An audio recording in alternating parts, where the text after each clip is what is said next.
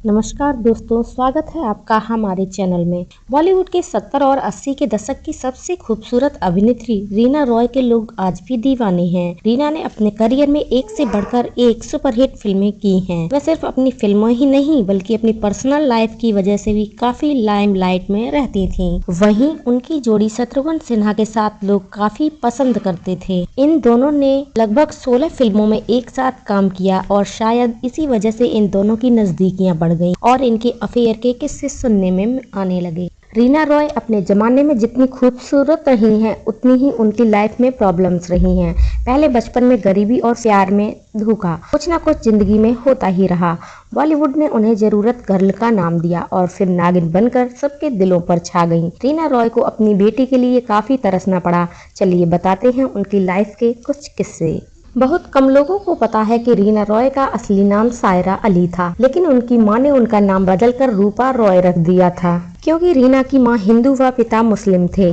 मां शारदा रॉय और पिता शौकेब अली, दोनों के 4 बच्चे थे। जब पेरेंट्स का तलाक हुआ तो मां ने अपने सारे बच्चों के सरनेम बदल दिए। फिल्मों में आने के बाद वह रूपा से रीना बन गई थीं। घर में गरीबी थी, इसलिए रीना ने फिल्मों में आने से पहले क्लब में डांसर का भी काम किया। यही फेमस फिल्म मेकर BR इशारा ने उन्हें देखा तो फिल्मों का ऑफर दिया। रीना को भी काम की जरूरत थी, इसलिए उन्होंने तुरंत हाँ कर दी। उनकी पहली फिल्म जरूरत थी, जिसमें कुछ सीन ऐसे थे जिसे करने के लिए कोई हीरोइन तैयार नहीं थी, लेकिन रीना को काम की जरूरत थी तो उन्होंने वो सीन किए। बस तभी से लोग उन्हें जरूरत गर्ल के नाम से भी जानने लगे। लेकिन उनकी जिंदगी में बदलाव का मोड़ तब आया जब वह फिल्म कालीचरण में एक्टर शत्रुघ्न सिन्हा के साथ आईं।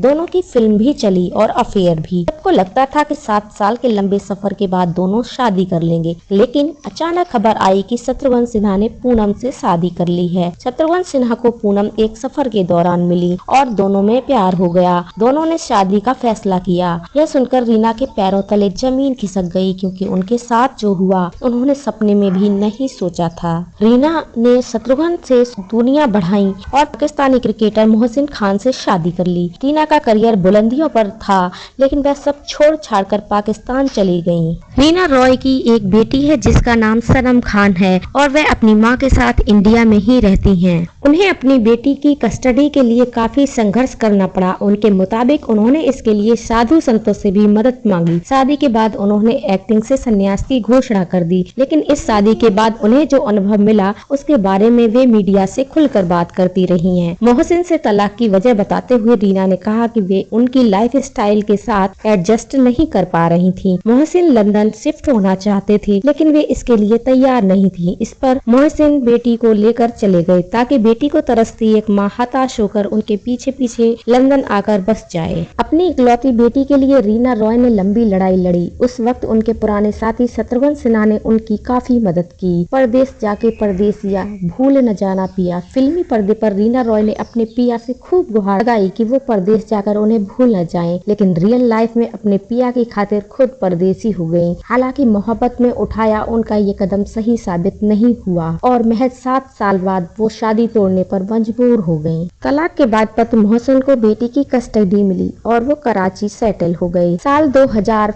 में फिल्म रिफ्यूजी में उन्होंने कम बैक किया, लेकिन वो सफल नहीं हो पाए। सोनाक्षी सिन्हा से चेहरा मिलने के बारे में रीना ने फर्स्ट पोस्ट को दिए इंटरव्यू में खुलकर बात की और कहा, कहीं न कहीं जिंदगी के इत्तेफाक होते हैं। जितेंद्र की माँ और मेरी माँ एकदम जुड़वा बहने लगती हैं।